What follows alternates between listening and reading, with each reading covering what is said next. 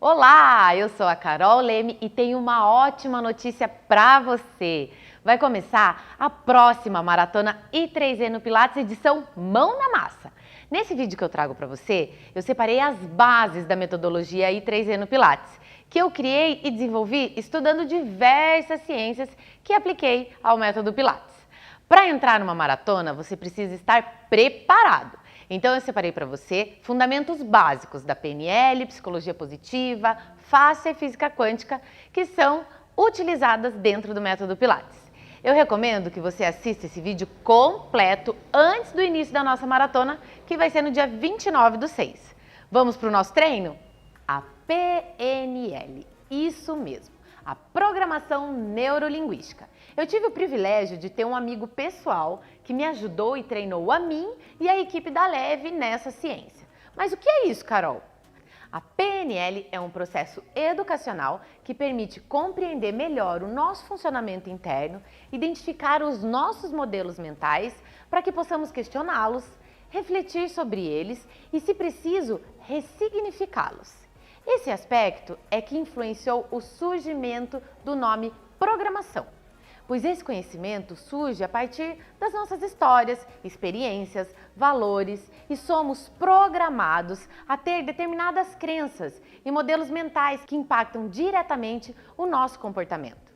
Da mesma forma que a partir de técnicas e ferramentas da PNL, podemos reprogramar a nossa estrutura interna, com foco nos resultados que queremos alcançar. Se pararmos para refletir, todos nós temos histórias de vida, interesses, valores, crenças e motivações completamente diferentes, o que faz com que tenhamos percepções diferentes do mundo.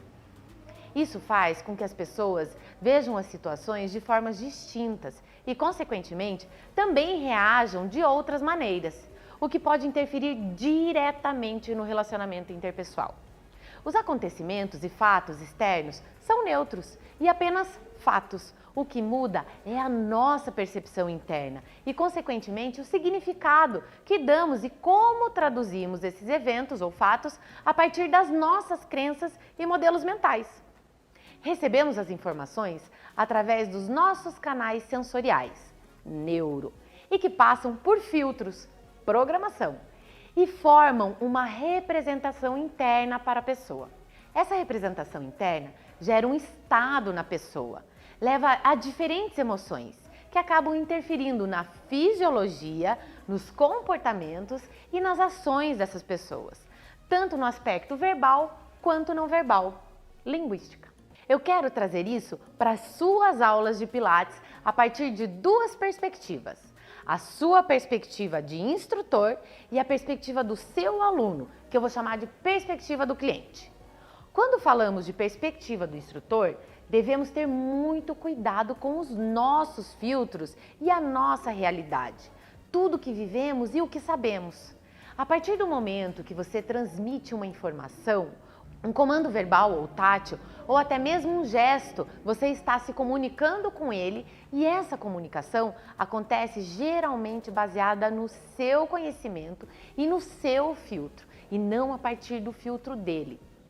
Então, a instrutora tenta de maneira mais técnica e mais precisa explicar para o seu aluno todas as possibilidades e consequências que podem acarretar a execução correta ou não correta de um movimento. Tenta enfatizar onde deve concentrar a sua força, a sua respiração, usa diversos termos técnicos e acaba trazendo uma enxurrada de informações que talvez não façam sentido algum para o seu cliente. A partir disso, acontece um erro muito comum nas aulas de Pilates. É o que chamamos de maldição do conhecimento. Ou seja, para a pessoa que está comunicando, parece muito simples e às vezes até óbvio. Mas para o leigo no assunto, aquilo não faz sentido nenhum. Ou pelo contrário, só atrapalha o entendimento. Lembre-se sempre que a comunicação não pode ser baseada nos seus filtros e mapa interior. Pois se fizer isso, provavelmente vai cair num erro muito comum. E aqui você tem a oportunidade de praticar a empatia. Quando trazemos para a perspectiva do cliente, é que o assunto fica ainda mais interessante e tudo acaba fazendo muito mais sentido. Pois nesse momento estamos falando de uma outra pessoa e como ele ou ela encaram a realidade ou os fatos de uma maneira que pode ser totalmente diferente da do instrutor. A psicologia positiva é um braço da psicologia bastante recente. De acordo com Martin Seligman, um dos criadores do conceito da psicologia positiva, até a Segunda Guerra Mundial, a psicologia se baseava em 3 preceitos centrais: tornar a vida das pessoas mais realizada, identificar nelas seus talentos e desenvolvê-los, e curar as doenças da mente. Contudo, com o fim do conflito, seu foco se distanciou drasticamente desse caminho e mudou completamente para o tratamento quase que exclusivo das doenças mentais, deixando de lado os aspectos positivos da consciência humana. Na década de 90, quando foi presidente da Associação Americana de Psicologia, depois de ter dedicado anos da sua carreira ao estudo das desordens mentais, com foco nos estados mentais e na depressão, passou a defender com fervor o reconhecimento e aplicação da psicologia positiva.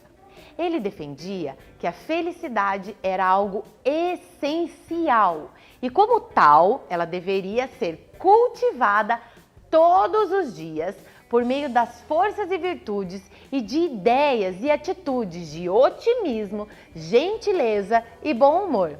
Na prática, o seu objetivo central era buscar nas vivências e experiências das pessoas aspectos positivos e que lhes ajudassem a ter maior qualidade de vida, bem como a entender e lidar melhor com suas emoções, se relacionar mais positivamente com as pessoas ao seu redor e a observar as suas histórias, suas forças e qualidades sob uma perspectiva mais otimista também.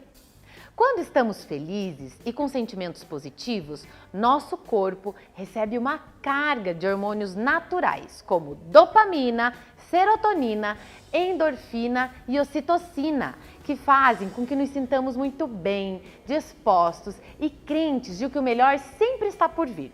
Quando já conhecemos a PNL, o conceito principal de psicologia positiva, fica muito mais fácil e prático de ser transmitido por nós, instrutores, que temos um papel de mensageiros na hora de instruir. A fáscia, que por muitos anos foi ignorada nos estudos e laboratórios de anatomia, hoje já é vista como uma das maiores descobertas do corpo humano, principalmente pela importância do papel que ela desempenha. A fáscia é um tecido conjuntivo de conexão, que envolve todo o corpo, de cima para baixo, de um lado para o outro, de pele aos ossos. Ela dá suporte, cria conexões e espaços, hidrata e gera informação.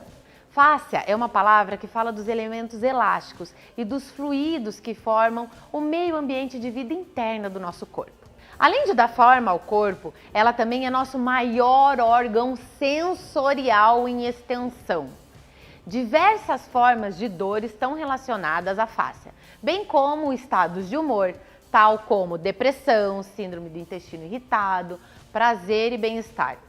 E é pela fáscia que conseguimos promover a tensegridade no nosso corpo.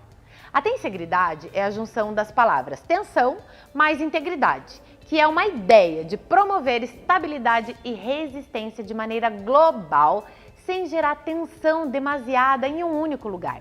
Mas existem estudos que comprovam que nem tudo é uma ciência exata. Isso mesmo, a física ou mecânica quântica afirma que a realidade é criada pelo observador e não pela realidade existente. Na década de 20 foi realizado um dos estudos mais famosos do assunto, o teste da dupla fenda, que já foi feito e refeito em laboratórios de diversos lugares do mundo, sempre com o mesmo resultado, onde uma luz era lançada sobre uma chapa com 2 fendas e o comportamento da onda era diferente quando havia interferência de um observador. E você pode achar diversas matérias sobre isso. O que eu quero colocar aqui para você é o que seu aluno tem visto ao redor dele. Qual o olhar do observador que ele recebe que gera tal comportamento.